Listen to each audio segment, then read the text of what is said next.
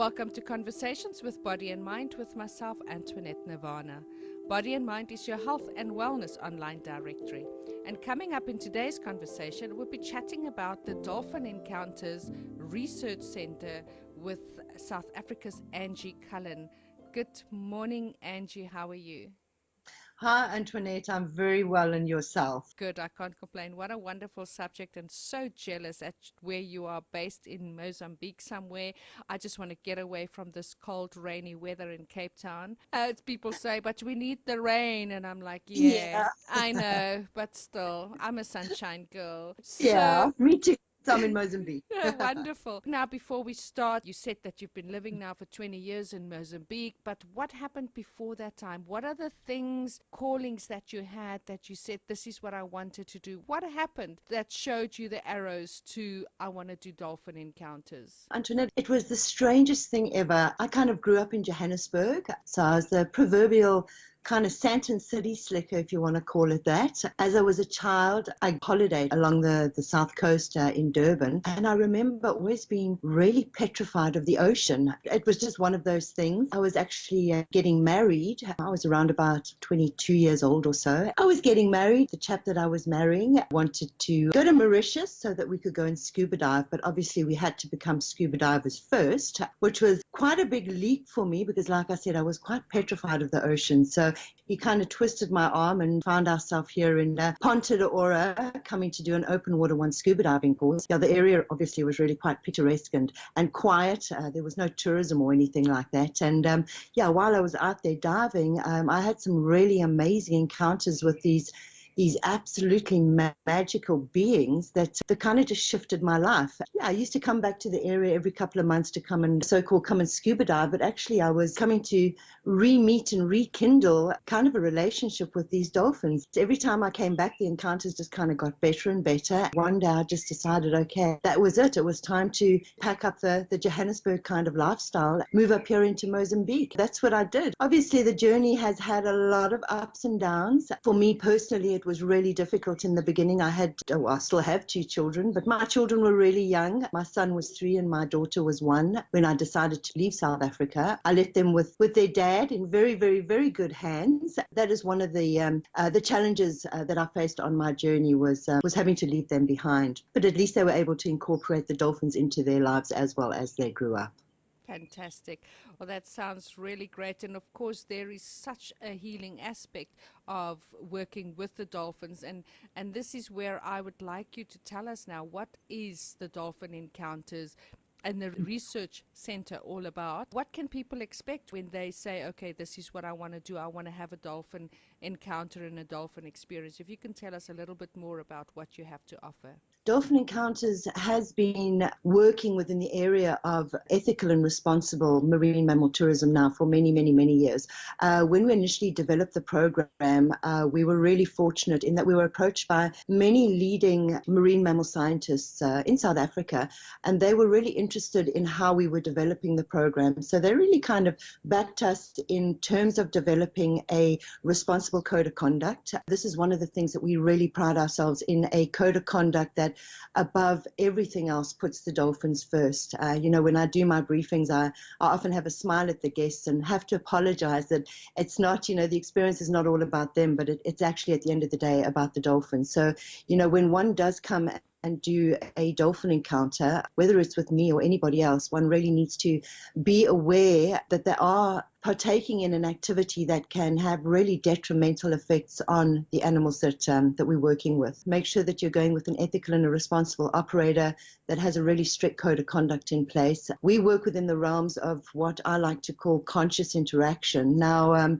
when we initially came up and started the project, obviously the dolphins were not as sociable as what they are now. So it's through having followed a consistent code of conduct that the dolphins have been able to build up this kind of relationship with trust over all the years. So, when they do encounter us, this is how they expect us to behave. And, obviously over all the years, behaving in the same way, they come in really, really close. So one can expect to, get really, really close to our fin friends. Like I say, we call it conscious interaction, where the dolphins stop what they're doing to come and actually engage with us purely because they want to. We're not touching them or feeding them or anything like that. But at the end of the day, one also needs to understand that we are working with completely wild animals. I call them non-human persons, the people of the sea. So we need to understand that, they are exactly the same as you and I. So we can't always expect them to be friendly and sociable, to be accommodating to us, because they've also got certain things to do throughout their day. So, most days we go out there and we have amazing experiences, but some days we go out there, the dolphins might be resting, they might be traveling, or they simply just might not be around. And one needs to respect that component of the wilds as well. That sounds amazing. Now, I remember seeing very early in the morning you have this Facebook Live that goes out with the dolphins. Yes. And I always love watching it. It's so peaceful and so tranquil. Is that everyday live that you are on the water, or is that something that you kind of pre-prepared and then send out at that particular time? No, those live posts are basically as they happen.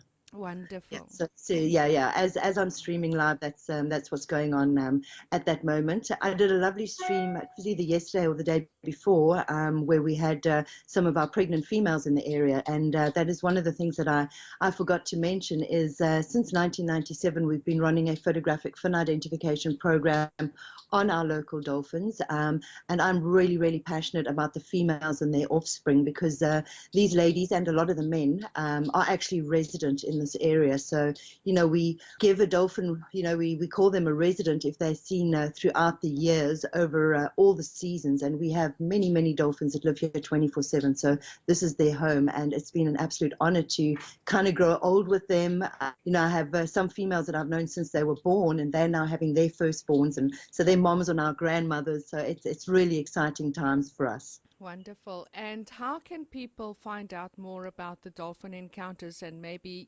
join you on something like that? Is there something coming up that you'd like to tell us about? And just your contact details, social media, anywhere that people can get in touch with you.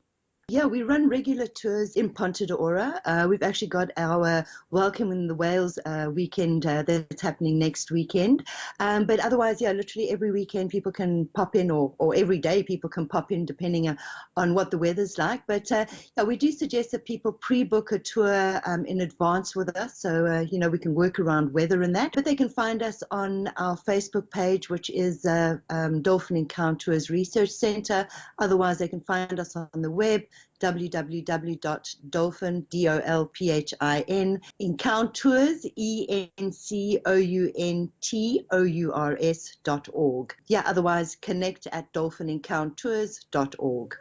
Fantastic. And please don't forget that you can go to the Body and Mind website, which is www.bodyandmind.co.za. We also have our blog website, which is bodyandmindblog.co.za, and also available on Android as well as your Apple Play stores. You can now download the Body and Mind Health Directory app and find our interviews, our members, and also then you can search Angie Gullan, Gullan, and you can find all her details, upcoming tours, and get hold of her through the Body and Mind website. Please do subscribe to our Skype channel so that you can get notification, and you can like and you can comment below any of our interviews to our members and ask them questions.